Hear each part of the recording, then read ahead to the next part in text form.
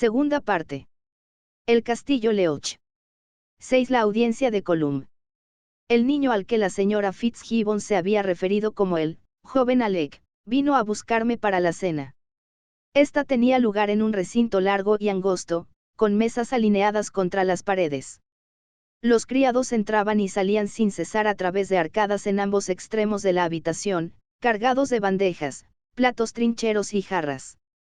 Los débiles rayos del atardecer de principios de verano se filtraban por las ventanas altas y estrechas.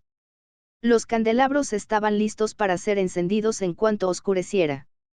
Estandartes y tartanes colgaban en las paredes entre las ventanas con diseños escoceses y heráldicos de todo tipo que salpicaban las piedras de colores. En contraste, la mayoría de la gente allí reunida para cenar estaba vestida en tonos de gris y marrón, o con el suave escocés marrón y verde de las faldas de casa, tonos apagados, adecuados para ocultarse en los brezales. Mientras el joven Alec me guiaba hacia la parte superior de la habitación, sentí las miradas curiosas taladrando mi espalda, pero en general, los comensales mantuvieron la vista cortésmente en sus platos. El protocolo parecía no importar demasiado.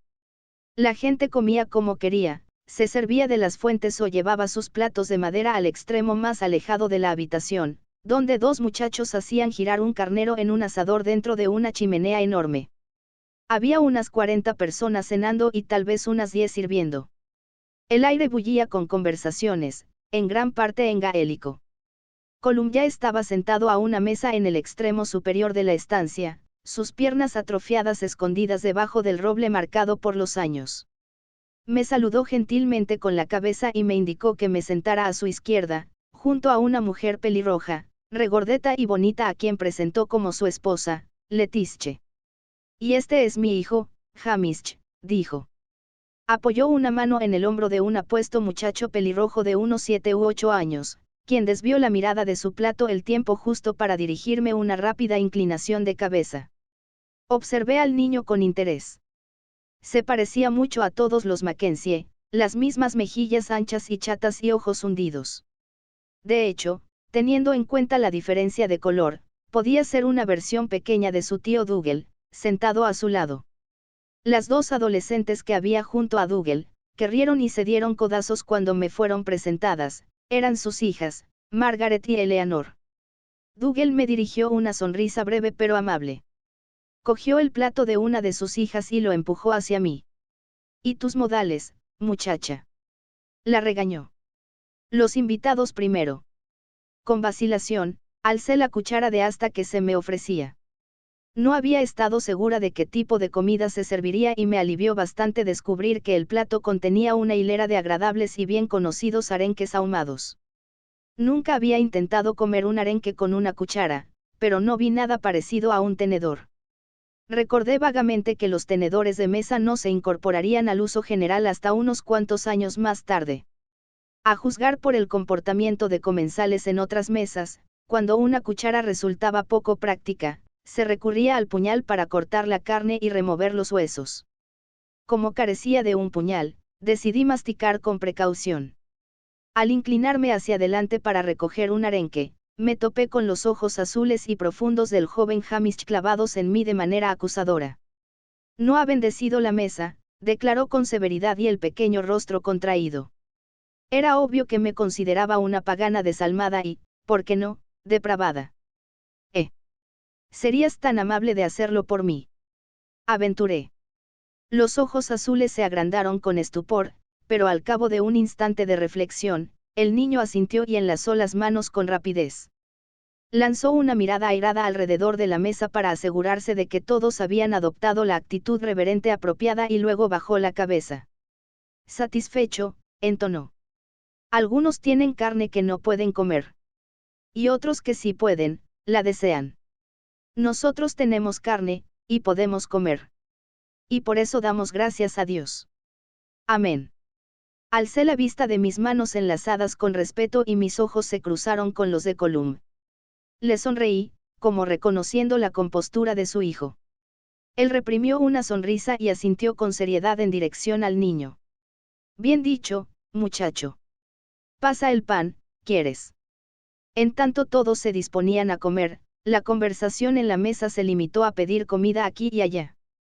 Yo no estaba muy hambrienta, en parte debido a mi extraña situación y, para ser sincera, porque el arenque no me gustaba demasiado. El carnero estaba bastante bueno y el pan era delicioso, fresco y crujiente, con trozos de manteca fresca y sin sal. Espero que el señor McTavish se encuentre mejor, comenté durante una pausa momentánea para tomar aliento. No lo vi al entrar. McTavish. Las delicadas cejas de Letizia se enarcaron sobre sus ojos azules y redondos. Sentí que Dougal, a mi lado, alzaba la vista. El joven Jamie, aclaró lacónicamente antes de volver su atención al hueso de carnero en sus manos. Jamie. ¿Por qué? ¿Qué le sucede? El rostro regordete se frunció con preocupación. Nada más que un rasguño, querida, la tranquilizó Colum. Miró a su hermano. Pero, ¿dónde está, Dougal? Tal vez imaginé que los ojos oscuros tenían un destello de recelo. El hermano se encogió de hombros sin levantar los ojos del plato. Lo envié a los establos para que ayudara al viejo Alec con los caballos. Dadas las circunstancias, me pareció el mejor lugar para él. Alzó la vista y miró a su hermano. ¿O tenías otra idea? Colum pareció vacilar. Los establos. Sí, bueno. ¿Crees que es adecuado? Dougal se pasó una mano con descuido por la boca y cogió una hogaza de pan. Decídelo tú, Colum, si no estás de acuerdo con mis órdenes. Los labios de Colum se tensaron brevemente, pero solo respondió. No, supongo que estará bien allí. Y siguió comiendo. Yo tenía mis dudas de que un establo fuera el lugar apropiado para un paciente con una herida de bala, pero no me atrevía a arriesgar una opinión. Resolví buscar al joven por la mañana, simplemente para asegurarme de que se encontraba todo lo bien atendido que fuera posible. Rechacé el budín y me disculpé, alegando cansancio, lo cual era cierto. Estaba tan exhausta que casi no presté atención cuando Colum dijo. Buenas noches, señora Beecham. Enviaré a alguien por la mañana para que la traiga a la audiencia. Una de las criadas, al verme andar a tientas por el corredor, se apresuró con amabilidad a iluminarme el camino hasta mi habitación. Acercó su vela a la que estaba sobre mi mesa y una luz vacilante parpadeó sobre las imponentes piedras de la pared. Por un instante, tuve la sensación de estar en un sepulcro.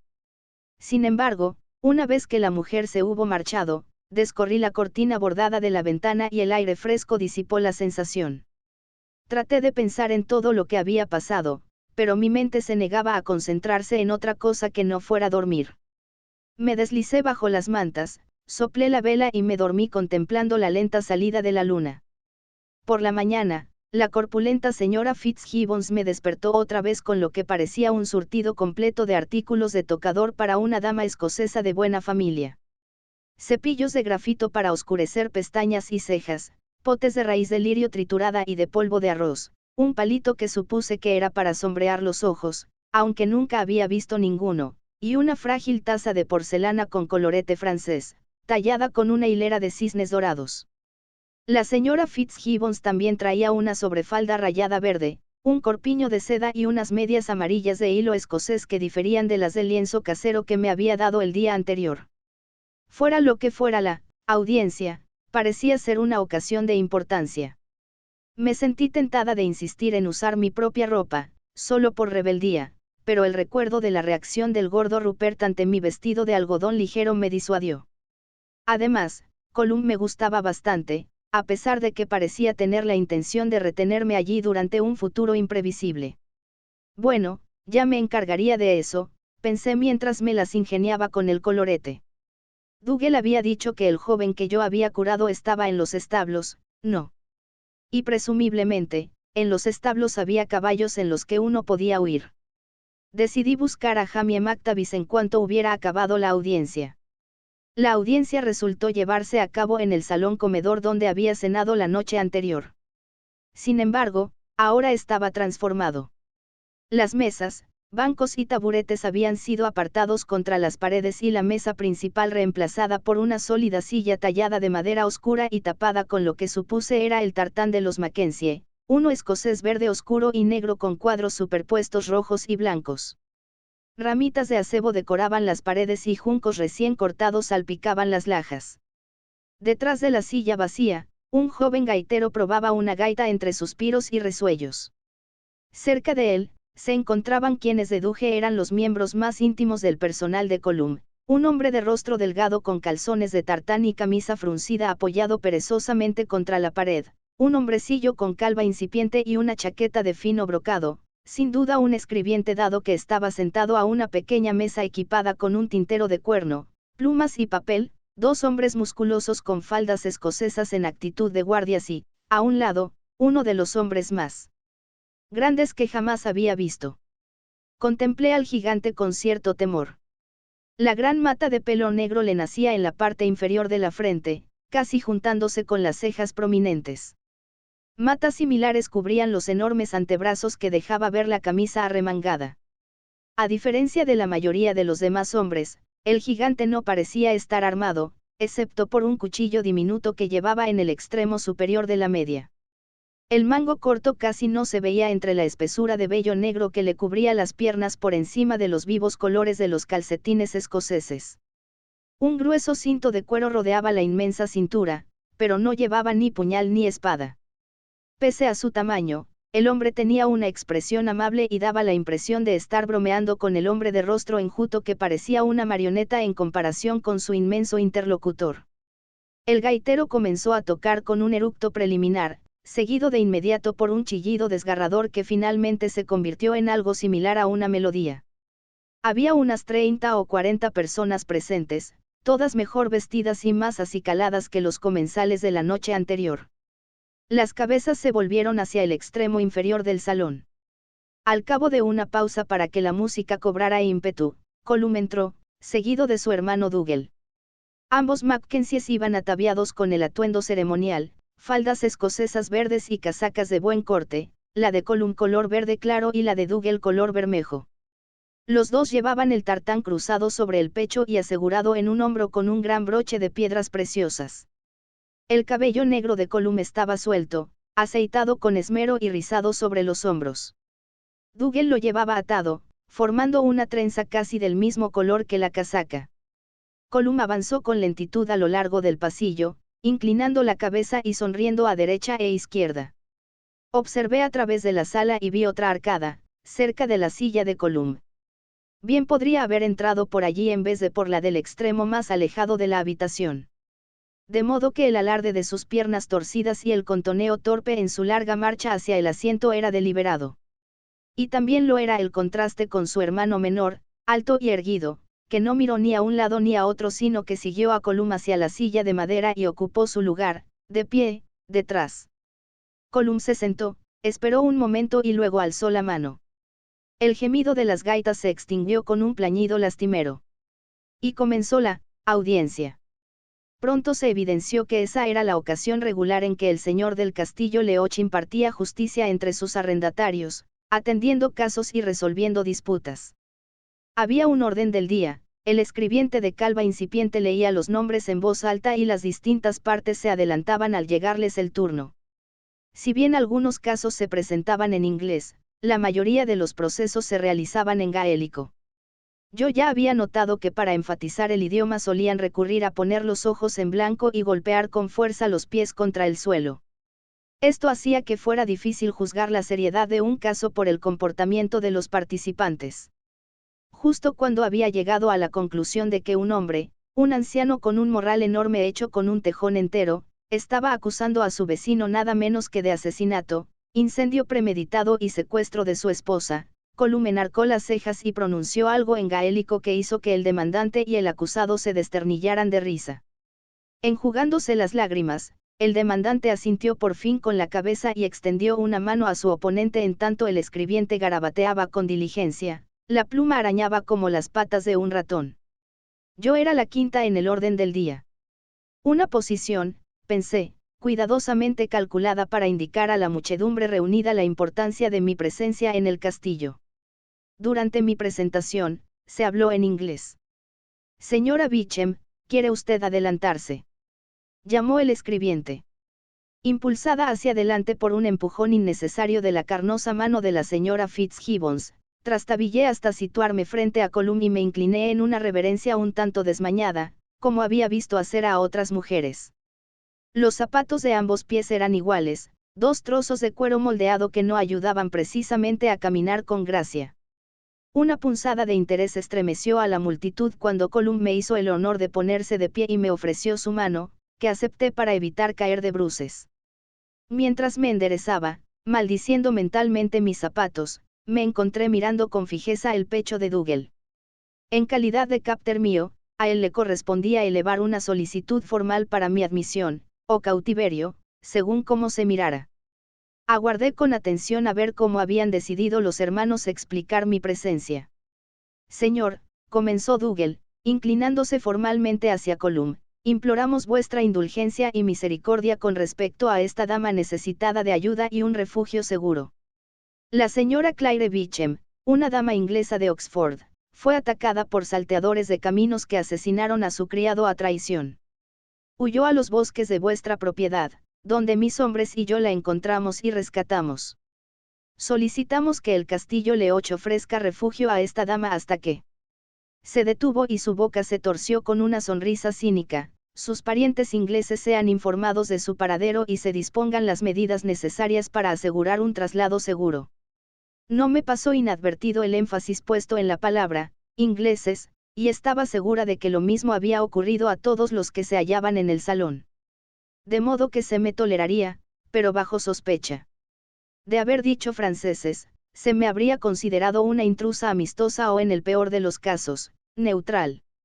Escapar del castillo podría ser más difícil de lo que había esperado. Colum me hizo una reverencia gentil y me ofreció la hospitalidad de su humilde hogar. Le devolví la reverencia con algo más de éxito que la vez anterior y me reuní con la multitud, seguida de miradas curiosas pero bastante cordiales. Hasta ese momento, los casos parecían haber interesado principalmente a las partes involucradas. Los espectadores habían conversado en voz baja entre ellos, aguardando sus turnos.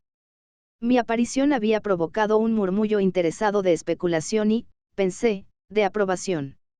Pero ahora se desató un alboroto agitado a lo largo del pasillo. Un hombre fornido se adelantó al espacio vacío. Arrastraba con una mano a una joven de unos 16 años, rostro bonito y fruncido y largo cabello rubio recogido con una cinta azul. La muchacha avanzó tambaleante y permaneció en pie mientras el hombre la reprendía en gaélico, agitando los brazos y señalándola de vez en cuando a modo de ilustración o acusación.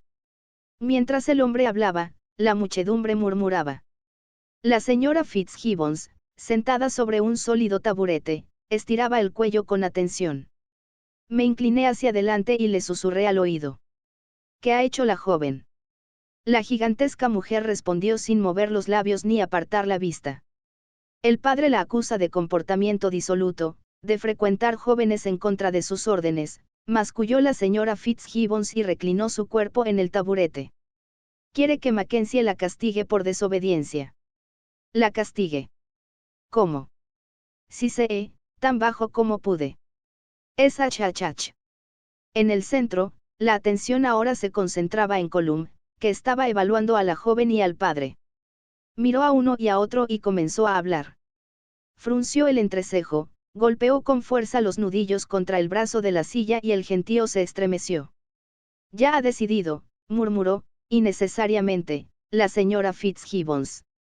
La decisión tomada era también evidente. Por primera vez, el gigante se movió. Se quitó el cinturón de cuero con ademanes pausados. Los dos guardas cogieron de los brazos a la aterrorizada chica y la volvieron de espaldas a Colum y a su padre. La joven comenzó a llorar pero no habló. La multitud observaba con la intensidad típica de las ejecuciones públicas. De repente, desde el fondo de la muchedumbre, se elevó sobre los murmullos una voz gaélica. Las cabezas giraron. La señora Fitzgibbons se estiró más, incluso se puso de puntillas para ver mejor. Yo no tenía ni idea de qué se había dicho, pero creí reconocer la voz profunda y suave y la manera punzante de acortar las últimas consonantes. El gentío se apartó y Jamie McTavish se dirigió hacia el espacio vacío. Inclinó la cabeza con respeto en dirección a Mackenzie y habló otra vez. No sé lo que dijo, pero pareció generar cierta controversia. ¿qué sucede? Musité a la señora Fitz. Mi paciente tenía mucho mejor aspecto que la última vez, aunque todavía estaba un poco pálido. Había encontrado una camisa limpia en alguna parte, la manga vacía había sido doblada y metida debajo de la falda escocesa. La señora Fitz contemplaba los acontecimientos con gran interés. Se ha ofrecido a recibir el castigo en lugar de la joven, respondió con aire ausente, atisbando por el costado de un espectador. ¿Qué? Pero sí está herido. No pueden permitirlo. Hablé tan bajo como pude. La muchedumbre seguía murmurando. La señora Fitz sacudió la cabeza. No lo sé, muchacha. Lo están discutiendo. Se aceptaría si el hombre fuera del mismo clan que ella, pero el joven no es un Mackenzie. No lo es. Me sorprendí. Había dado por hecho que todos los hombres del grupo que me había capturado provenían del castillo Leoch. Pues claro que no, contestó la señora Fitz con impaciencia. ¿No ve su tartán? Desde luego que sí, después de que ella me lo hubo señalado. Si bien Jamie también llevaba un tartán de cacería en tonos de verde y marrón, los colores diferían de los del resto de los hombres. El marrón era más oscuro, casi color corteza, con finas rayas azules. Al parecer, la opinión de Dougal fue el argumento decisivo. El grupo de consejeros se dispersó, la multitud cayó, se echó hacia atrás y esperó. Los guardias soltaron a la joven, que corrió hacia el gentío y Jamie se adelantó para ocupar su lugar entre ambos centinelas.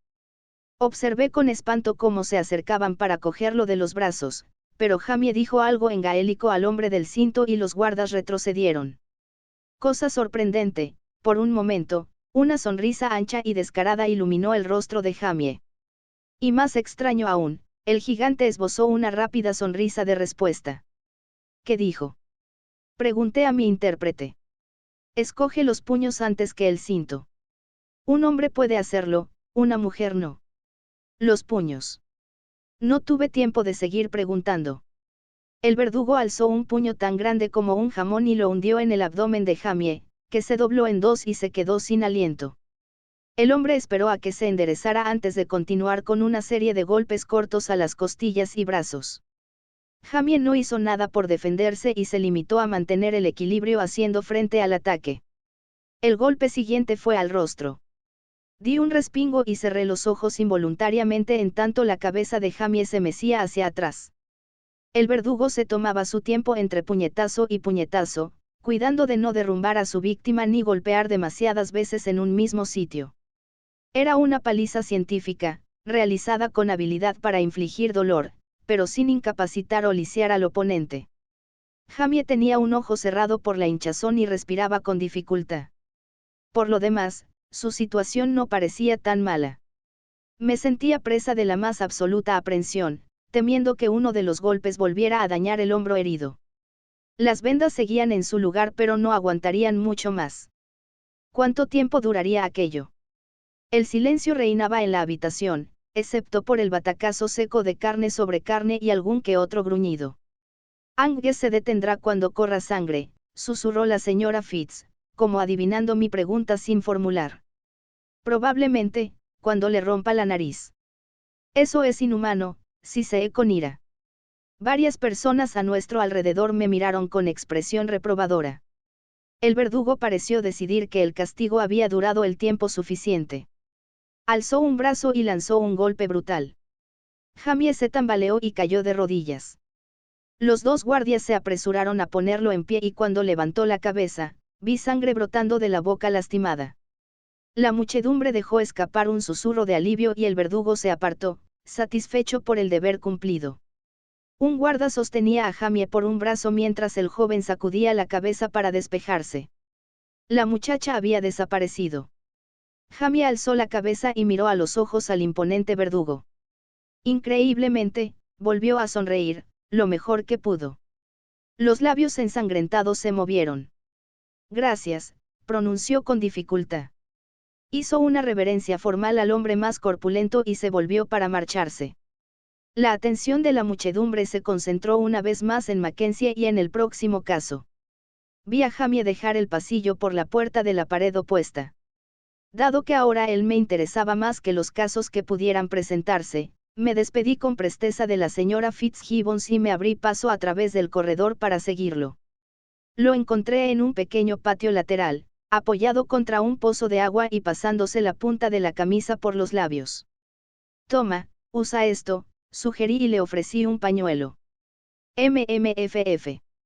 Lo aceptó con un ruido que interpreté como gracias. El sol ya había salido, pálido y desteñido. Bajo su luz, contemplé al joven con detenimiento. Un labio partido y un ojo hinchado parecían ser los principales daños, aunque las marcas en la mandíbula y el cuello pronto se convertirían en negras moraduras. Tienes la boca herida por dentro. Milímetros.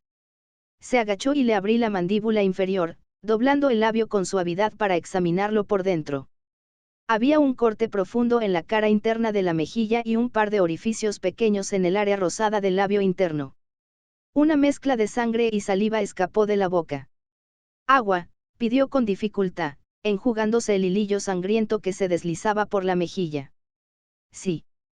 Por fortuna, había un balde y una taza de cuerno en el borde del pozo. Jamie se enjuagó la boca y escupió varias veces. Luego se echó el resto del agua a la cara. ¿Por qué lo has hecho? Quise saber por curiosidad. ¿Qué? Dijo. Se enderezó y se secó con la manga. Se tocó con cuidado el labio partido y dio un leve respingo. Ofrecerte a recibir el castigo de la chica. ¿La conoces?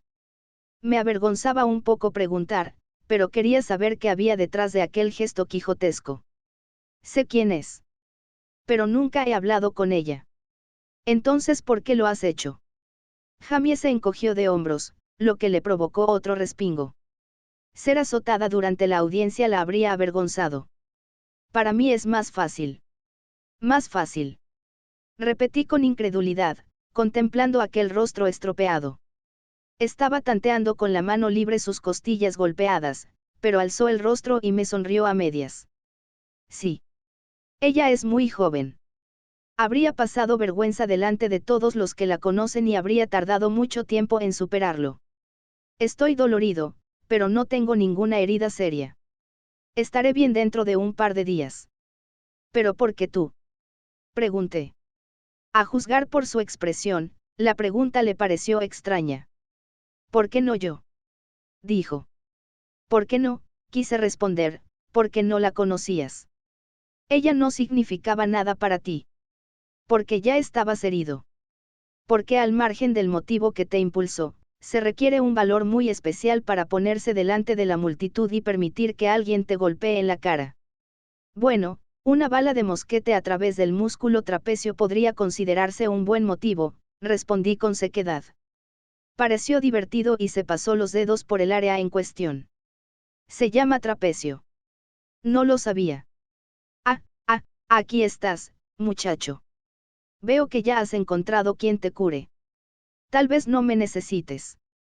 La señora Fitzgibbons avanzó contoneándose y tuvo que apretarse para atravesar la estrecha puerta del patio. Llevaba una bandeja con unos botes, un gran cuenco y una toalla de hilo limpia. Solo le he dado un poco de agua, repliqué. Creo que no está mal herido, pero no estoy segura de que podamos hacer algo más que lavarle la cara. Bueno, siempre hay algo que pueda hacerse, respondió ella con calma. A ver ese ojo, muchacho, déjame revisártelo. Jamie se sentó de buen grado en el borde del pozo y volvió la cara hacia la mujer. Los dedos regordetes apretaron despacio la hinchazón púrpura, dejando depresiones blancas que desaparecieron con rapidez. Sigue sangrando bajo la piel. Las sanguijuelas servirán. Destapó el cuenco y pude ver varios objetos pequeños y oscuros, como babosas, de 3 a 5 centímetros de largo y cubiertos por un líquido de aspecto desagradable. Cogió dos y apretó uno contra la piel, justo debajo del hueso de la ceja y otro debajo del ojo. Cuando el cardenal ya se ha formado, explicó, las sanguijuelas son inútiles. Pero si hay una hinchazón como esta, aún en formación, significa que la sangre está fluyendo bajo la piel. Las sanguijuelas pueden detenerla. Yo observaba con fascinación y desagrado. ¿No te duele? Pregunté a Jamie. Él meneó la cabeza y las sanguijuelas rebotaron con obscenidad. No. Da un poco de frío, eso es todo. La señora Fitz estaba ocupada con sus botes. La gente no sabe usar las sanguijuelas, afirmó. A veces son muy útiles, pero hay que saber utilizarlas. Cuando se aplican en un cardenal viejo, se llevan la sangre sana y no mejoran el cardenal. Además, hay que tener la precaución de no usar muchas a la vez. Debilitan al que esté muy enfermo o ya haya perdido mucha sangre.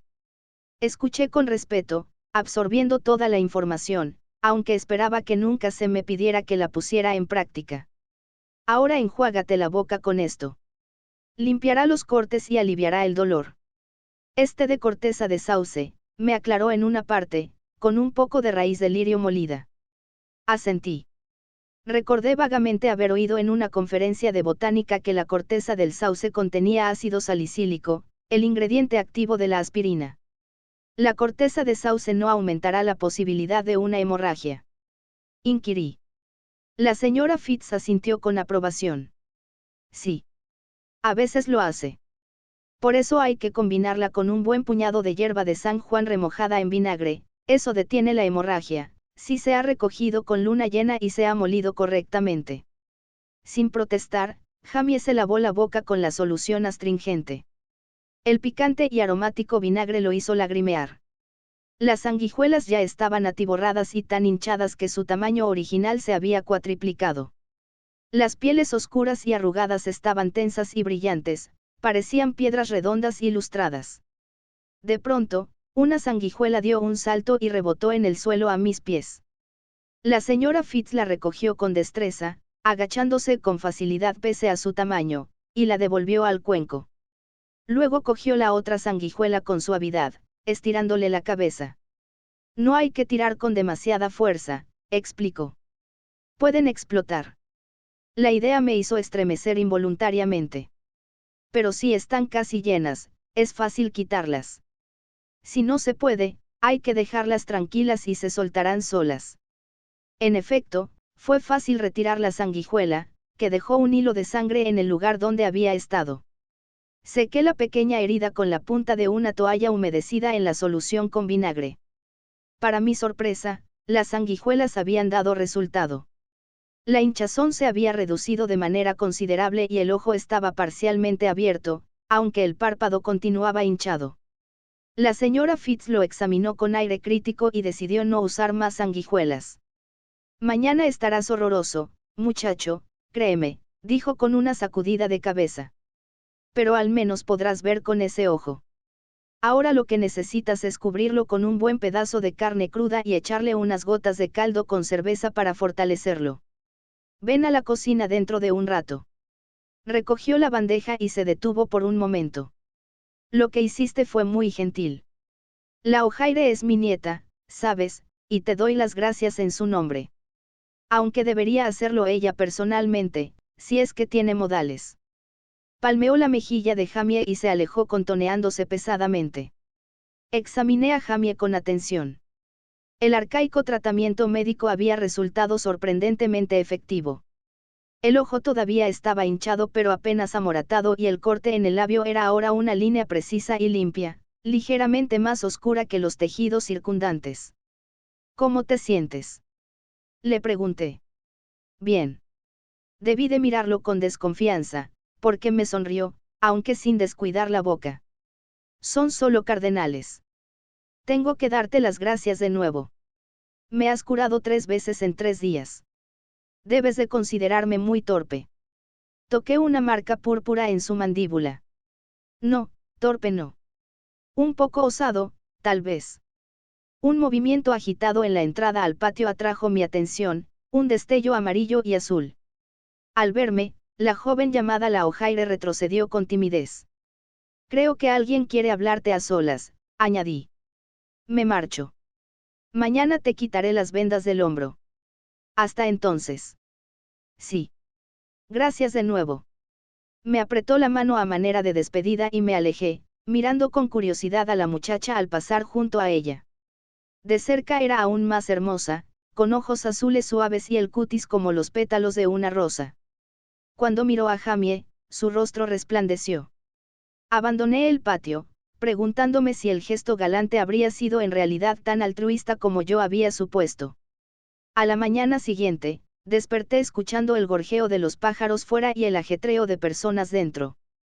Me vestí y hallé el camino al comedor a través de pasillos helados. El comedor había recuperado su identidad como tal. Se repartían enormes recipientes con gachas y pan ácimo horneado en el fogón y untado con melaza. El olor a comida humeante era fortísimo. Todavía me sentía un poco mareada y confundida, pero un desayuno caliente me animó lo suficiente para explorar un poco. Hallé a la señora Fitzgibbons hundida hasta los codos en masa espolvoreada con harina. Le anuncié que quería encontrar a Jamie para quitarle las vendas y comprobar la cicatrización de la herida de bala. La señora Fitz agitó una manaza enharinada para llamar a uno de sus diminutos subordinados. Joven Alec, ve a buscar a Jamie, el nuevo domador de caballos. Dile que venga contigo a que le revisen el hombro. Estaremos en el jardín de hierbas. Un seco chasquido de dedos hizo que el muchacho se apresurara a localizar a mi paciente. La señora Fitz entregó la masa a una criada, se enjuagó las manos y se volvió hacia mí. Tardarán un poco. Le gustaría echar un vistazo al jardín de hierbas. He visto que sabe algo de plantas y, si le interesa, podría echar una mano allí en su tiempo libre. El herbario, depositario valioso de plantas medicinales y aromáticas, estaba situado en un patio interno lo bastante grande para que se filtrara el sol pero resguardado de los vientos de primavera, tenía su propio pozo de agua y estaba bordeado por arbustos de romero y manzanilla. Una hilera de amarantos marcaba el límite norte y la pared del castillo el este.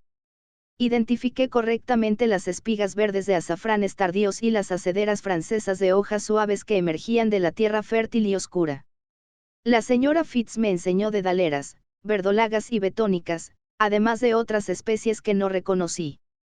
El final de la primavera era época de siembra. La cesta en el brazo de la señora Fitz contenía una profusión de dientes de ajo, la base de la cosecha de verano. La regordeta dama me entregó el cesto y un palo de cavar para plantar. Aparentemente, yo había holgazaneado demasiado en el castillo, hasta que Colum halló algo en lo que podía ser útil. La señora Fitz siempre encontraba trabajo para una persona ociosa. Aquí, querida. Plántelos en el lado sur, entre el tomillo y las dedaleras. Me enseñó a dividir las cabezas en semillas individuales sin estropear la película externa y luego a plantarlas. Era bastante sencillo. Solo había que introducir cada diente en la tierra, con el extremo romo hacia abajo y enterrarlo a casi 4 centímetros de la superficie. La mujer se enderezó y se quitó el polvo de la voluminosa falda. Guarde algunas cabezas, me aconsejó. Divídalas y plante los ajos por separado, uno aquí y otro allá, en todo el jardín. El ajo mantiene a los insectos lejos de las demás plantas. También la cebolla y la milenrama. Y recorte las cabezuelas de las caléndulas muertas, pero consérvelas, son útiles. Numerosas caléndulas salpicaban el jardín con sus flores doradas. En aquel momento, apareció el joven que la señora Fitz había enviado en busca de Jamie. La carrera lo había dejado sin aliento. Anunció que el paciente se negaba a dejar su trabajo. Dice, jadeó el muchacho, que no está tan malherido como para necesitar que lo curen, pero que agradece su preocupación. La señora Fitz se encogió de hombros ante el mensaje no muy tranquilizador. Bueno, si no quiere venir, que no venga.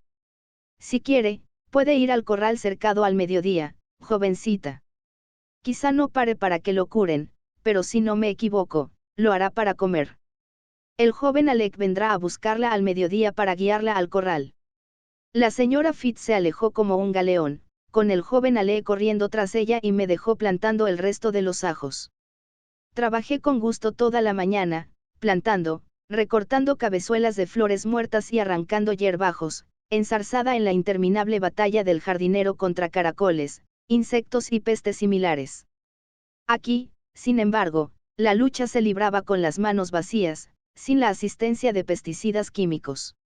Estaba tan absorta en la tarea que no advertí la reaparición del joven Ale hasta que tosió con cortesía para llamar mi atención.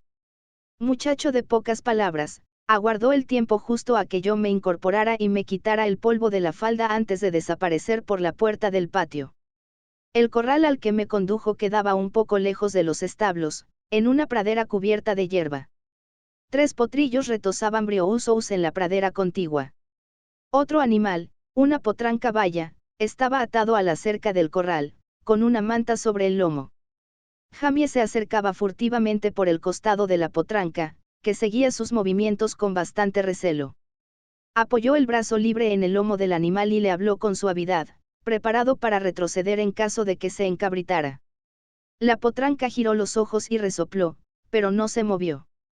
Con lentitud, Jamie se reclinó sobre la manta, todavía susurrando al animal y, gradualmente, apoyó todo su peso sobre el lomo. La potranca se encabritó un poco y se agitó inquieta, pero él insistió, elevando apenas la voz. Entonces, la yegua volvió la cabeza y se percató de mi presencia y la del joven que me acompañaba. Intuyendo algún peligro, se encabritó, relinchó y se giró hacia nosotros, aplastando a Jamie contra la cerca del corral. Resoplando y corcoveando, comenzó a brincar y patear, rebelándose contra la correa que la sujetaba. Jamie rodó debajo del cerco, lejos de la lluvia de Cax. Se puso de pie con dolor, maldiciendo en gaélico, y se volvió para ver que había desbaratado su tarea.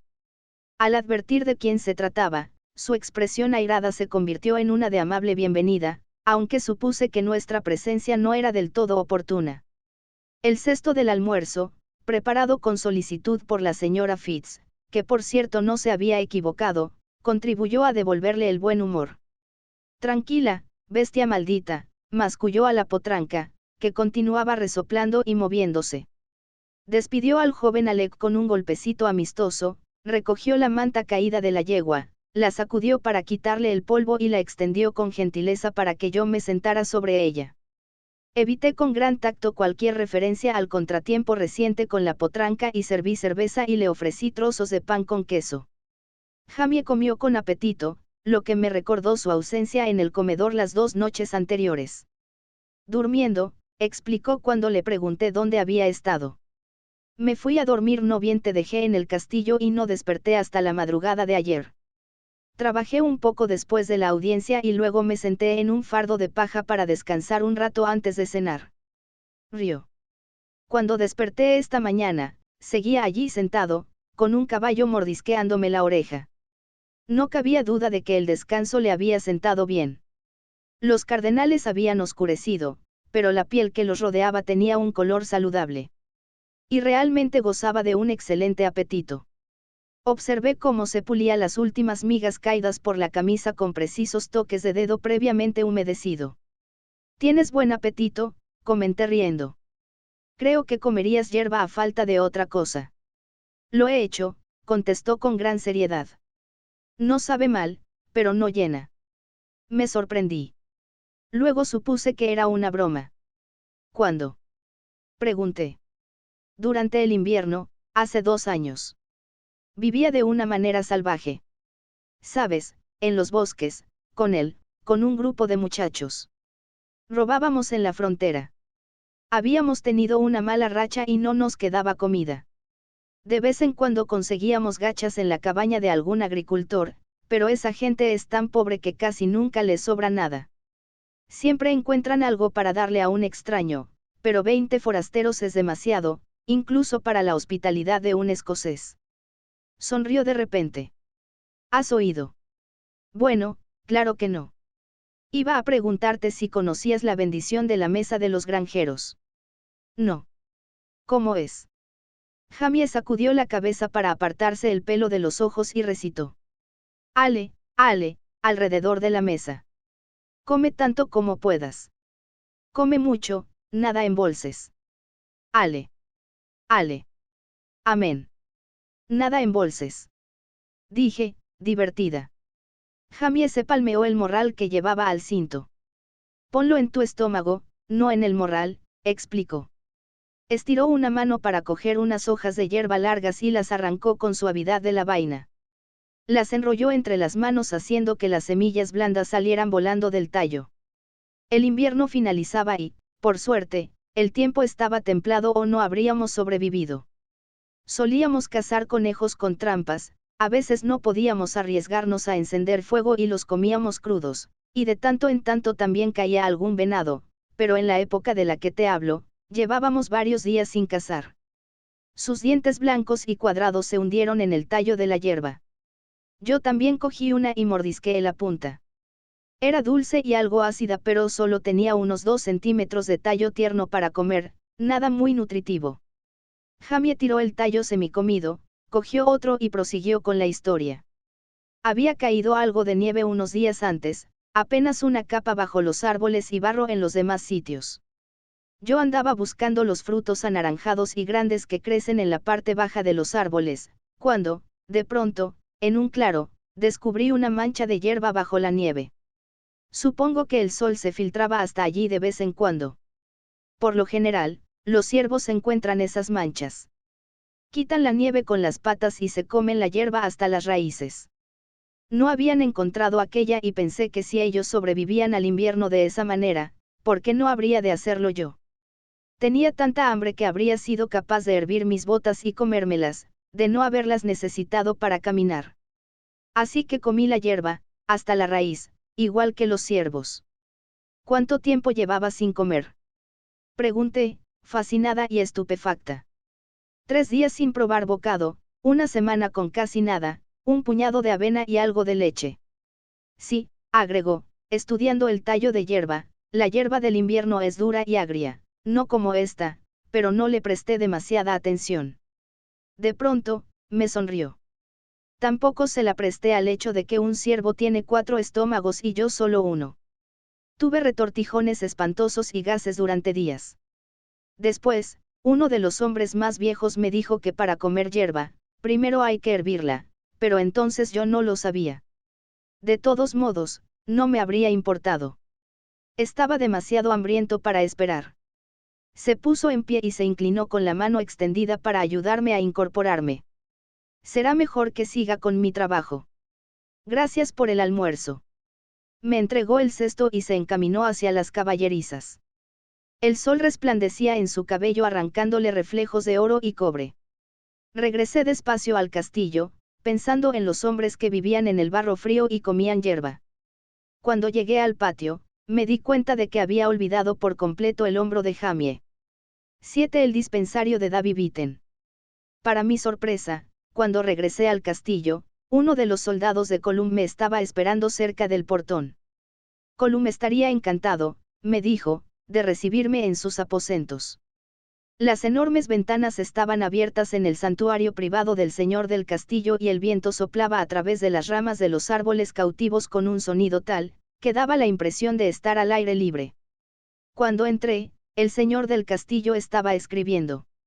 Se detuvo de inmediato y se puso en pie para recibirme.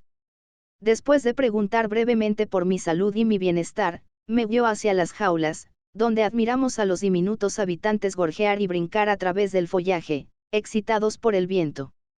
Dougal y la señora Fitz dicen que tiene usted habilidad para curar, comentó Colum en tono relajado y estiró un dedo a través de la malla de la jaula.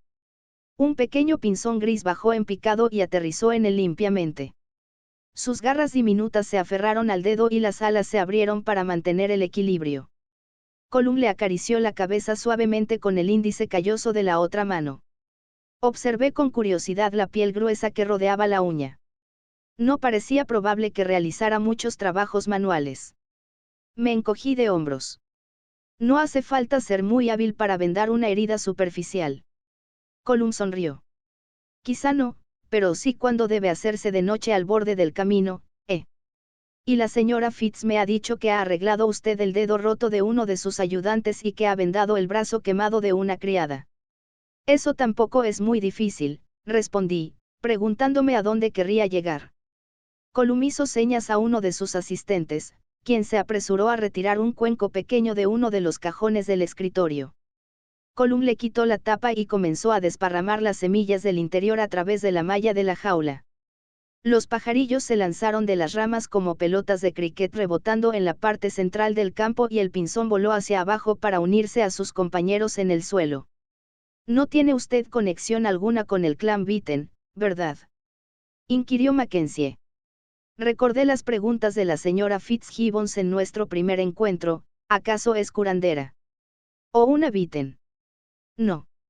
¿Qué tiene que ver el clan Vitten con el tratamiento médico? Colum me miró con sorpresa. ¿No ha oído hablar de ellos? Los curanderos del clan Vitten son famosos en las montañas. Muchos son viajeros. De hecho, tuvimos uno aquí durante un tiempo. ¿Tuvieron? ¿Qué pasó con él? Pregunté. Murió, replicó sin inmutarse. Contrajo fiebre y murió en menos de una semana. Desde entonces, no hemos tenido ningún curandero, salvo la señora Fitz. Parece muy competente, indiqué, pensando en el efectivo tratamiento que había aplicado a las magulladuras del joven Jamie. Al recordarlas, recordé lo que las había causado y sentí una punzada de resentimiento hacia Colum. Resentimiento y también precaución. Aquel hombre, recordé, era la ley, el juez y el jurado de la gente de sus tierras, y estaba acostumbrado a salirse siempre con la suya. Colum asintió, todavía concentrado en los pájaros. Diseminó el resto de las semillas, favoreciendo con el último manojo a un sílvido azul y gris rezagado. Oh, sí. Es muy ducha en esos asuntos, pero ya tiene suficiente con el manejo del castillo y de todos sus habitantes, incluyéndome a mí, añadió con una repentina y encantadora sonrisa. Me preguntaba, continuó, tomando rápida ventaja de mi sonrisa a modo de respuesta, viendo que no tiene usted mucho que hacer, si le gustaría echar un vistazo a las cosas que dejó Davy Vitten. Tal vez sepa usted cómo usar algunas de sus medicinas. Bueno, supongo que sí. ¿Por qué no? A decir verdad, el ir y venir entre el jardín y la cocina comenzaba a aburrirme. Me interesaba averiguar qué solía utilizar el difunto señor Vitten. Angus o yo podríamos acompañar a la dama abajo, señor, sugirió con cortesía el asistente. No te molestes, John, respondió Colum y le hizo una señal atenta para que se marchara. Yo mismo lo haré. Bajó las escaleras con lentitud y evidente dolor. También era obvio que no deseaba ayuda, de modo que no se la ofrecí. El dispensario del difunto Vitten resultó estar en un rincón remoto del castillo, oculto detrás de las cocinas. No quedaba cerca de nada excepto del cementerio, donde ahora descansaba su expropietario. En lo alto de la pared externa del castillo, la habitación angosta y oscura poseía una única rendija diminuta, un pequeño rayo de luz solar cortaba el aire como un cuchillo, separando la oscuridad del alto cielo raso abovedado de la oscura penumbra inferior. Escudriñé los rincones oscuros de la habitación y distinguí un armario alto, equipado con docenas de cajoncitos, cada uno con una etiqueta escrita con cuidada caligrafía. Botes, cajas y frascos de todas formas y tamaños abarrotaban los estantes que había sobre un mostrador donde, a juzgar por los residuos de manchas y un mortero sucio, el difunto Vitten solía mezclar medicinas. Colum entró primero en el cuarto. Su entrada provocó un remolino de motas brillantes que resplandecieron bajo el haz de luz solar como el polvo agitado de una tumba al ser violada. Se detuvo un momento para que sus ojos se habituaran a la oscuridad, luego continuó avanzando despacio, mirando a un lado y a otro. Supuse que era la primera vez que entraba en aquel lugar. Mientras observaba su progreso vacilante a través de la estrecha habitación, comenté. Los masajes podrían ayudarle a algo, ¿sabe? A calmar el dolor. Hubo un destello en los ojos grises. Por un momento, deseé no haber hablado. Pero el brillo desapareció casi al instante y fue reemplazado por la acostumbrada expresión de atención amable. Deben hacerse con energía, agregué. Sobre todo en la base de la columna. Lo sé, replicó. Angus Mor me los hace todas las noches. Se interrumpió y cogió un frasco. Parece que entiende de medicina. Algo, aventuré con cautela. Tenía la esperanza de que no tuviera intenciones de ponerme a prueba preguntándome el uso de toda aquella variedad de medicamentos. La etiqueta del frasco que sostenía decía Purles Ovis. ¿Quién diablo sabía qué era aquello? Por fortuna, puso el frasco de nuevo en el estante y deslizó el dedo por un gran baúl que había cerca de la pared. Ha pasado mucho tiempo desde la última vez que alguien estuvo aquí, manifestó. Le diré a la señora Fitz que envíe a uno de sus ayudantes a limpiar, ¿qué le parece? Abrí la puerta de una alacena y la nube de polvo que se levantó me hizo toser. Será lo mejor, asentí. En el estante inferior había un grueso volumen con tapas de cuero azul. Al recogerlo, descubrí un libro más pequeño debajo. Tenía una encuadernación barata de género negro, muy gastada en los bordes. El segundo libro resultó ser el cuaderno de anotaciones diarias de Witten, en donde había registrado minuciosamente los nombres de sus pacientes, detalles de sus dolencias y el curso del tratamiento prescrito. Un hombre metódico, pensé con aprobación. Una de las entradas decía, 2 de febrero de 1741. Sarah Graham Mackenzie, lesión en pulgar causada por el uso. Se aplicó poleo hervido y una cataplasma de una medida de milenrama, hierba de San Juan, cochinillas de tierra y oreja de ratón, mezcladas con una base de arcilla fina. Cochinillas. Oreja de ratón. Sin duda, algunas de las hierbas de los estantes. ¿Se curó bien el pulgar de Sarah Mackenzie? Pregunté a Colum, cerrando el libro. Sarah. Dijo con aire pensativo. No, creo que no. De veras. Me pregunto qué le habrá pasado, repuse. Quizá la visite más tarde. Colum denegó con la cabeza. Me pareció detectar una sonrisa amarga en sus labios gruesos y curvos. ¿Por qué no? Se ha marchado del castillo. Podría decirse que sí, contestó divertido. Está muerta. Me lo quedé mirando mientras cruzaba el suelo de piedra cubierto de polvo en dirección a la puerta. Esperemos que sea usted más efectiva como curandera que el difunto David Witten, señora Beecham, declaró. Se volvió y se detuvo en la puerta, contemplándome con expresión burlona. El haz de luz caía sobre él como un proyector. Dudo que pueda ser peor, concluyó y desapareció en la oscuridad. Pasé de un lado a otro del angosto cuarto, examinándolo todo. La mayoría era basura, probablemente, pero tal vez hubiera algunas cosas útiles que rescatar. Abrí un cajoncito de la cómoda del boticario y liberé una ráfaga de alcanfor. Bueno, eso era útil. Cerré el cajón y me limpié los dedos llenos de polvo en la falda.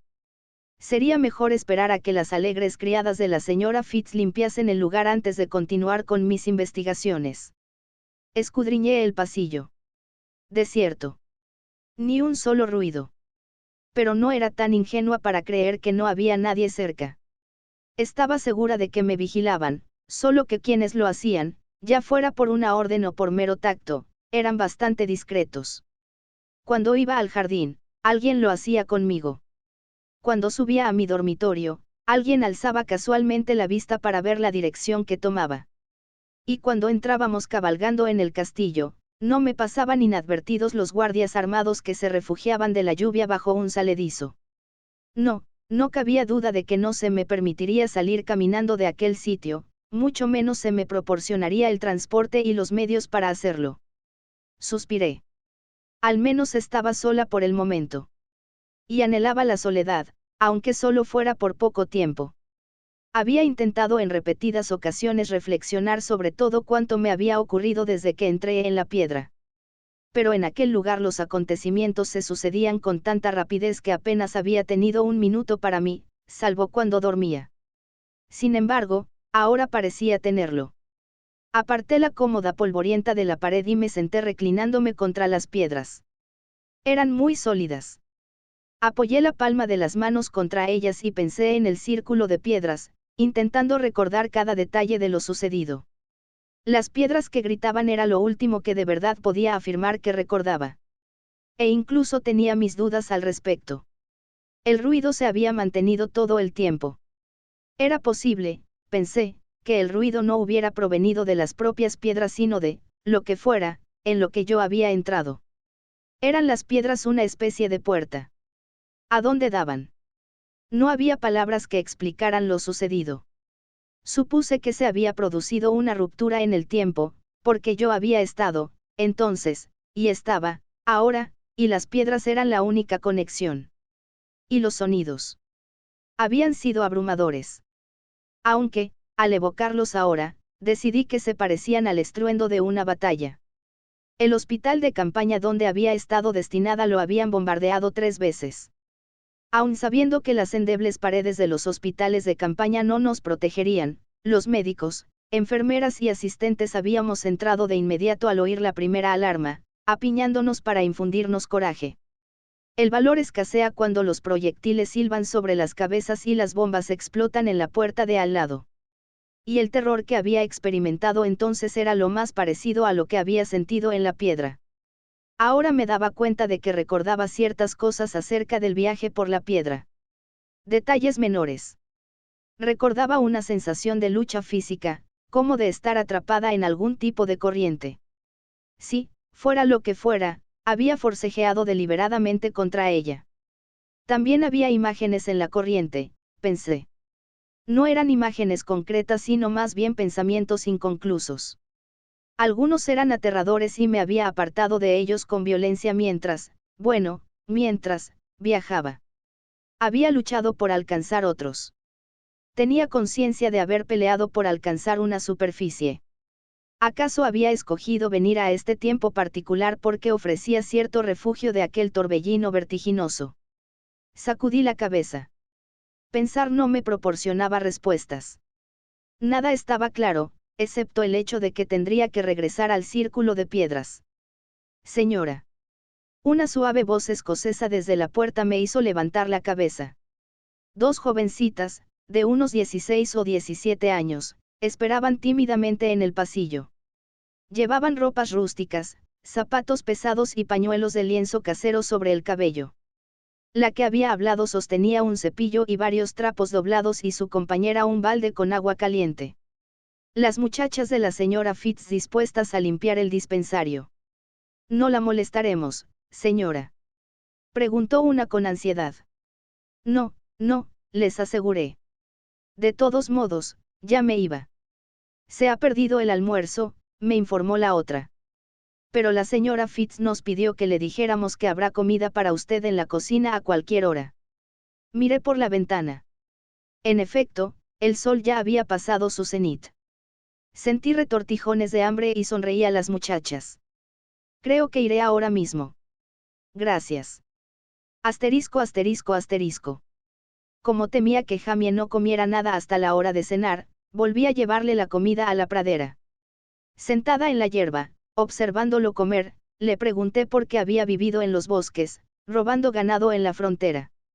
Había visto suficiente de la gente que iba y venía de la aldea vecina y de los habitantes del castillo para saber que Jamie pertenecía a una familia de más alcurnia y era más instruido que la mayoría. A juzgar por la breve descripción que me había hecho de la finca familiar, era probable que proviniera de una familia bastante adinerada. ¿Por qué estaba tan lejos de su casa? «Soy un fugitivo», declaró, como sorprendido de que yo lo ignorara. «Los ingleses han puesto un precio de 10 libras esterlinas a mi cabeza. No tan cara como la de un salteador de caminos», añadió con desaprobación, «pero un poco más que la de un vulgar ratero. Solo por obstrucción». Me parecía increíble. 10 libras esterlinas allí constituían la mitad del ingreso anual de una granja pequeña. Me costaba creer que un único prisionero fugado valiera tanto para el gobierno inglés. Oh, no. Por asesinato. Me atraganté con un bocado de pan adobado. Jamie me golpeó la espalda hasta que pude volver a hablar. «¿A quién asesinaste?», pregunté con los ojos llorosos. Se encogió de hombros. «Bueno, es una historia extraña. En realidad, no maté al hombre por cuyo asesinato se me busca. Ojo, he matado a algunos soldados ingleses, así que supongo que no es injusto». Se interrumpió y movió los hombros como si se frotara contra una pared invisible. Ya le había visto hacerlo antes, mi primera mañana en el castillo, cuando al curarlo noté las marcas en su espalda. Fue en el fuerte William. Después de ser azotado por segunda vez, apenas me pude mover durante un día o dos, y las heridas me dieron fiebre. Cuando logré ponerme en pie, algunos amigos trazaron un plan para sacarme del campamento por medios que prefiero no comentar. En todo caso, se armó un alboroto mientras escapábamos y un sargento mayor inglés cayó herido. Casualmente, era el hombre que me había azotado la primera vez. Pero yo no le había disparado, No tenía nada personal en su contra y de todos modos estaba demasiado débil para otra cosa que no fuera agarrarme al caballo. La boca ancha se tensó y afinó. Aunque sí se hubiera tratado del capitán Randall, supongo que habría hecho el esfuerzo. Se estiró la camisa de hilo rústico y se encogió de hombros. Pero así están las cosas. Ese es un motivo por el que no me alejo demasiado del castillo. Aquí en las montañas escocesas es poco probable que me tope con una patrulla inglesa, aunque cruzan la frontera con bastante frecuencia. Y también está la guardia, pero tampoco se acercan mucho al castillo. Colum no necesita sus servicios, tiene sus propios hombres. Sonrió y se pasó una mano por el cabello brillante y corto hasta dejarlo tieso como las púas de un erizo. No soy precisamente discreto, ¿sabes? Dudo que haya confidentes en el castillo, pero si en la campiña se supiera que soy un hombre buscado, podría haber unos pocos a quienes les agradaría ganarse unas monedas revelando mi paradero a los ingleses. Me sonrió. Ya habrás adivinado que mi nombre no es McTavish, ¿verdad? Lo sabe el señor del castillo. Que soy un fugitivo. Oh, sí, Colum lo sabe. Es muy posible que la mayoría de las personas de por aquí lo sepan. Lo que ocurrió en el fuerte William produjo bastante conmoción en su momento y las noticias vuelan por estos parajes. Lo que no se sabrá es que el hombre buscado es Jamie McTavish, siempre que no me vea nadie que me conozca por mi verdadero nombre. Todavía tenía el cabello absurdamente tieso. Experimenté un impulso repentino de alisárselo, pero me contuve. ¿Por qué llevas el pelo corto? Pregunté de repente. Luego me ruboricé. Lo siento, no es asunto mío. Es que me llama la atención, ya que casi todos los hombres que he visto lo llevan largo. Jamie se aplastó el cabello con cierta timidez. Solía llevarlo largo. Ahora lo tengo corto porque los monjes tuvieron que afeitarme la nuca y aún no ha pasado suficiente tiempo para que me crezca de nuevo. Se inclinó hacia adelante, invitándome a inspeccionarle la nuca. ¿Lo puedes distinguir? Lo podía notar sin duda alguna. Y también lo vi cuando aparté el tupido cabello, una cicatriz de 15 centímetros, todavía rosada y prominente. Deslicé un dedo con suavidad por toda su extensión. La curación y la sutura se habían hecho limpiamente. Una herida de ese tipo debió desangrar mucho. ¿Tienes dolores de cabeza? Pregunté en tono profesional. Jamie se enderezó, acomodando el pelo sobre la herida. Asintió. A veces, aunque no tan fuertes como antes. Estuve ciego durante un mes. La cabeza me dolía muchísimo todo el tiempo. El dolor fue desapareciendo a medida que recuperaba la vista. Parpadeó varias veces, como probando su visión. De vez en cuando se me nubla, explicó. Cuando estoy muy cansado, lo veo todo borroso. Fue un milagro que no te matara, dije. Tu cráneo debe de ser muy duro. Eso seguro. Puro hueso, según mi hermana. Ambos reímos. ¿Cómo sucedió? Pregunté. Jamie frunció el entrecejo y la inseguridad ensombreció su rostro. Bueno, esa es la pregunta clave, respondió con lentitud. No recuerdo nada al respecto. Me encontraba cerca de Carriarick Pass con unos chicos del lago Lagan. Lo último que recuerdo es que me abría paso montaña arriba a través de un matorral. Recuerdo haberme lastimado la mano con un arbusto de acebo y pensado que las gotas de sangre se parecían a las bayas. Y luego me desperté en Francia, en la abadía de Saint-Anne-de-Beaupré.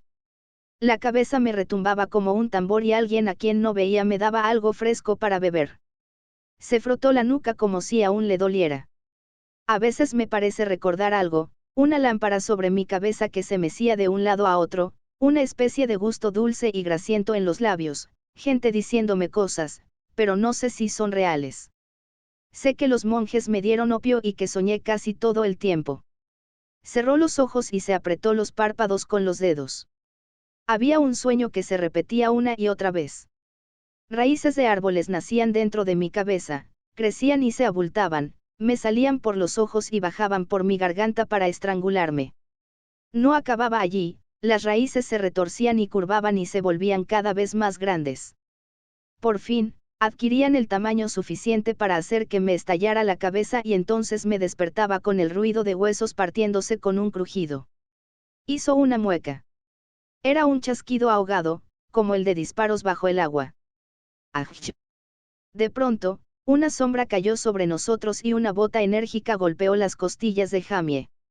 Bastardo holgazán, dijo el recién llegado sin animosidad, atiborrándote de comida mientras los caballos se vuelven cada vez más salvajes.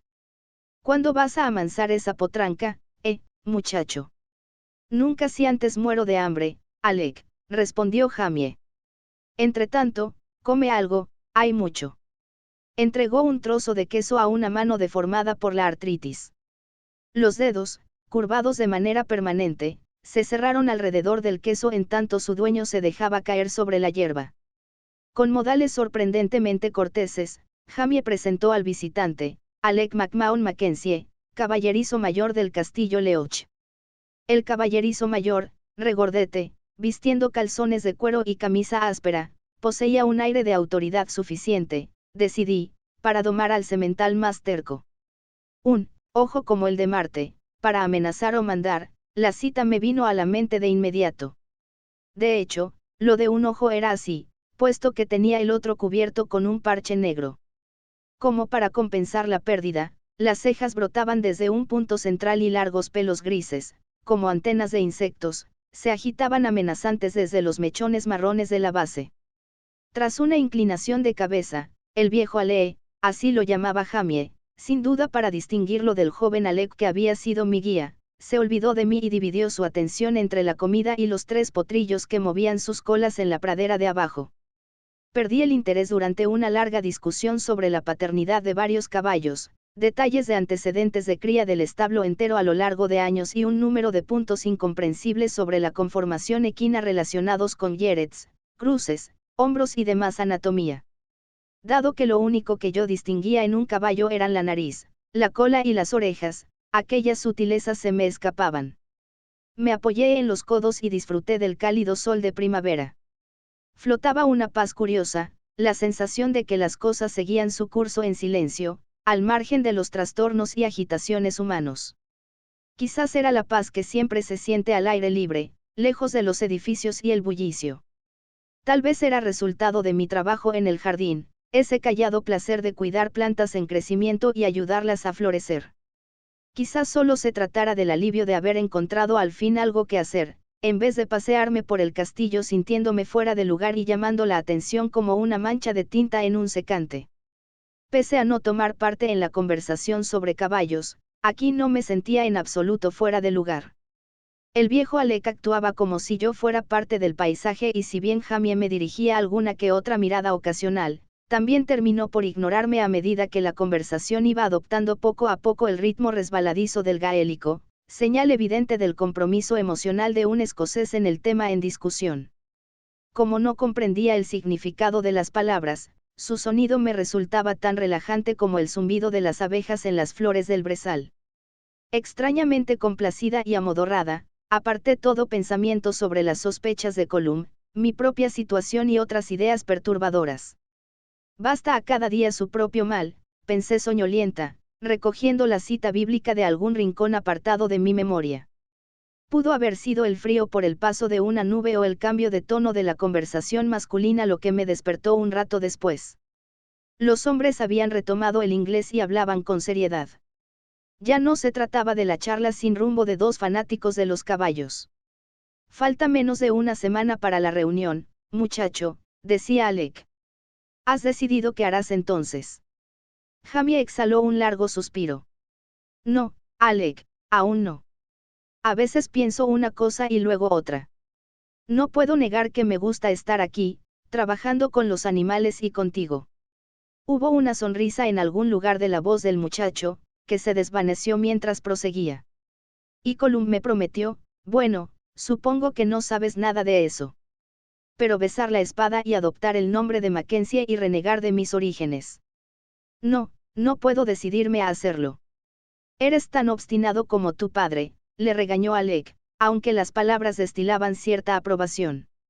En ocasiones te pareces a él, pero eres alto y rubio como tu familia materna. ¿Le conociste, ¿verdad? Jamie sonaba interesado. Oh, poco. Pero oí hablar mucho de él. He vivido en Leoch desde antes de que se casaran tus padres. Y cuando escuchas a Dougal y a Colum hablar de Brian el Negro, no puedes evitar imaginarte al mismísimo diablo, o a alguien peor. Y a tu madre como la Virgen María, arrastrada al infierno por él. Jamie rió.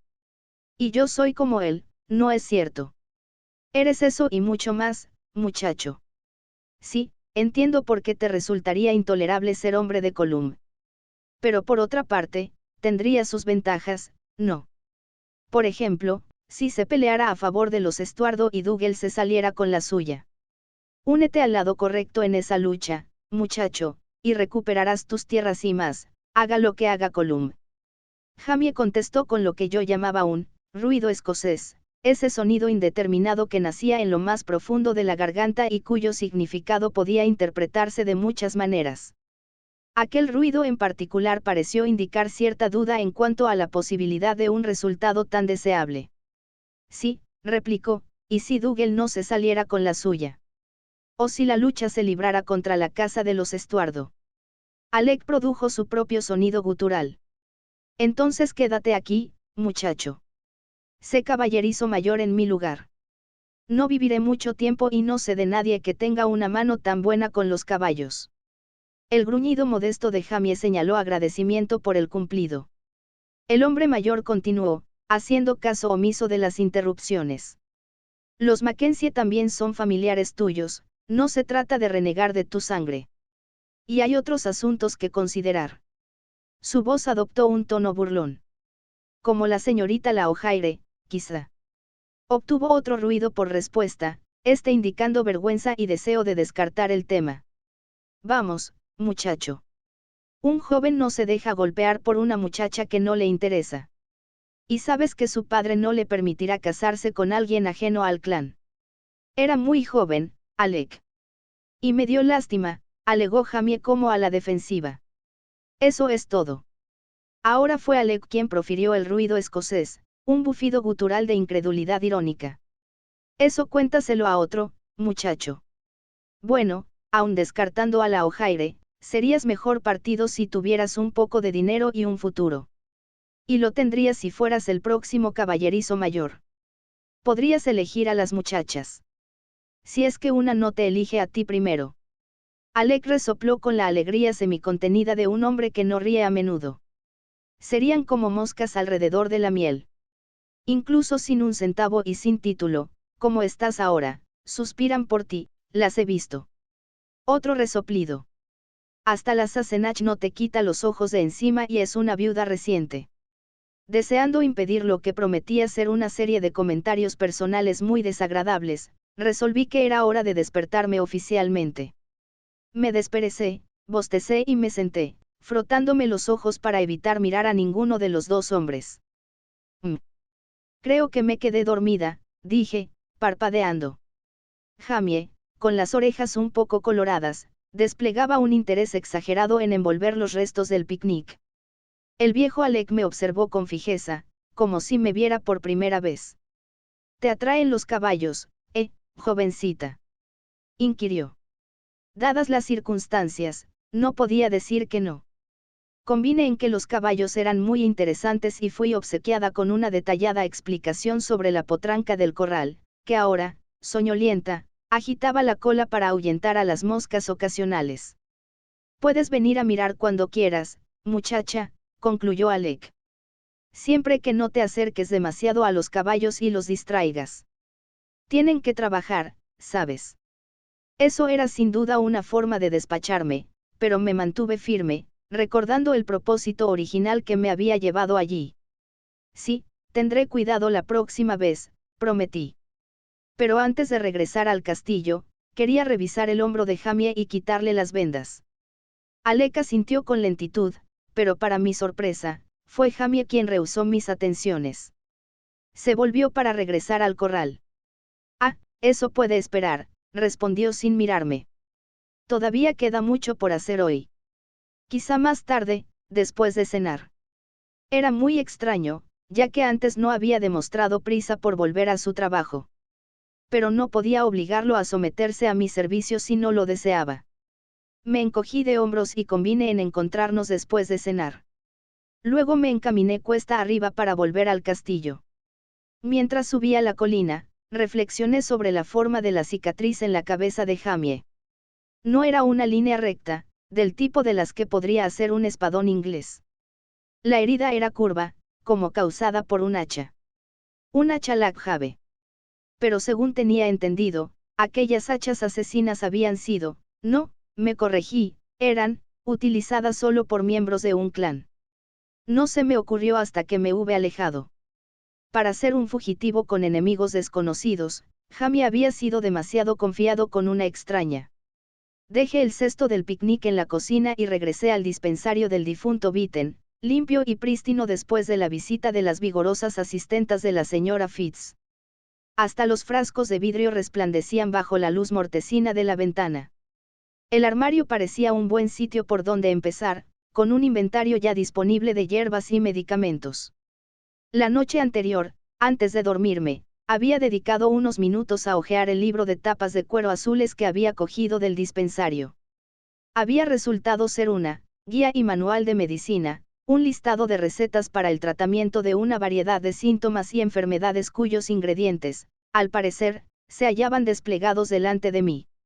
El libro se dividía en varias secciones: centaureas, eméticos y electuarios, píldoras, yesos surtidos y sus virtudes, extractos y teriacas, y una sección bastante extensa bajo el título ominoso de purgantes. Al leer algunas de las recetas, el motivo de la falta de éxito del difunto Davy Vitten con sus pacientes se hizo evidente. Para el dolor de cabeza, decía una entrada, coger una bola de estiércol de caballo, secarla con cuidado, triturarla y mezclarla con cerveza caliente. En caso de convulsiones infantiles, aplicar 5 sanguijuelas detrás de la oreja. Y unas páginas después, los extractos hechos con raíces de celidonia, cúrcuma y el jugo de 200 cochinillas son de gran utilidad en caso de ictericia. Cerré el libro, asombrada por la cantidad de pacientes del difunto doctor que, según su diario meticuloso, no solo habían sobrevivido al tratamiento recetado sino que, de hecho, se habían recuperado de sus dolencias originales. Había un gran bote marrón que contenía varias bolas de aspecto dudoso. Considerando las recetas de Vitten, no albergaba demasiadas dudas con respecto a su contenido. Lo giré y leí triunfante la etiqueta escrita a mano: estiércol de caballo. Deduje que la conservación de ese tipo de sustancia no ayudaba a mejorarla, así que la aparté cuidadosamente sin abrirla. Investigaciones subsiguientes demostraron que Purles ovis era una versión latina de una sustancia similar, esta vez del carnero.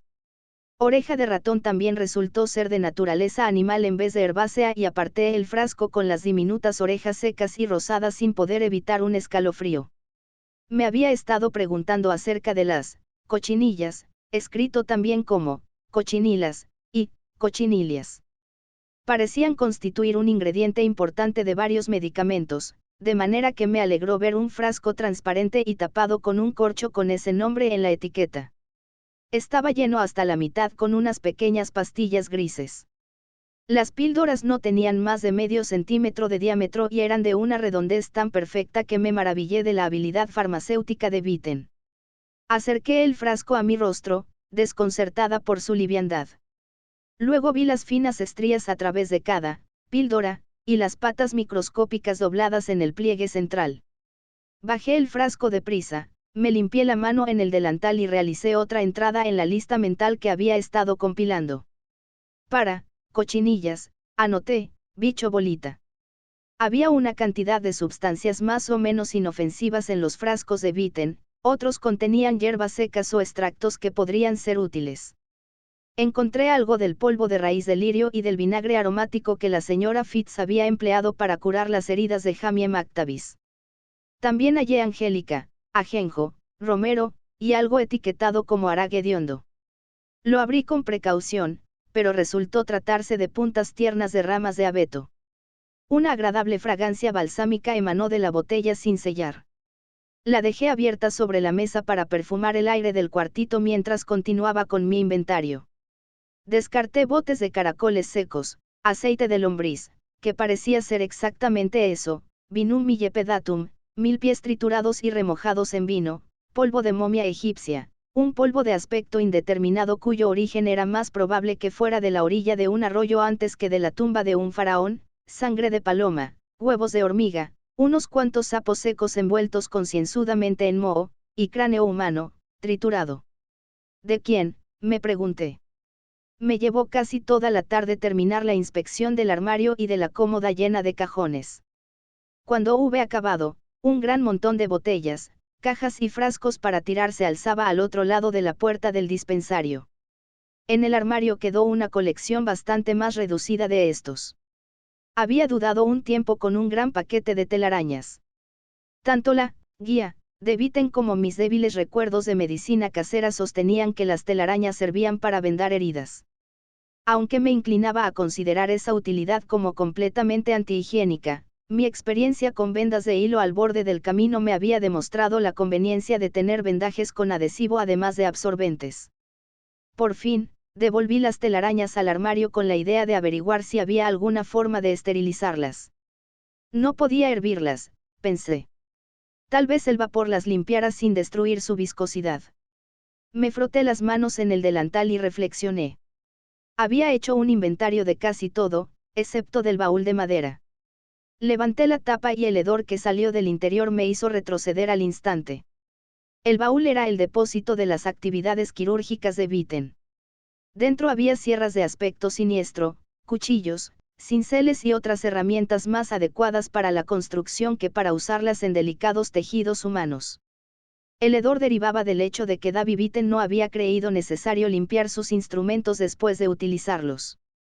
Hice una mueca de desagrado al ver manchas oscuras en algunas de las hojas y cerré la tapa con violencia. Arrastré el baúl hacia la puerta. Mi intención era decirle a la señora Fitz que los instrumentos, una vez servidos, debían entregarse al carpintero del castillo, si es que existía tal individuo. Un movimiento a mis espaldas me alertó a tiempo para evitar chocar contra la persona que acababa de entrar. Me volví y vi a dos jóvenes, uno sosteniendo al otro, que se apoyaba en un solo pie. El otro estaba vendado descuidadamente con harapos manchados de sangre fresca. Miré a mi alrededor y luego señalé el baúl, a falta de otra cosa. Siéntate, dije. Aparentemente, el nuevo médico del castillo Leoch ya ejercía.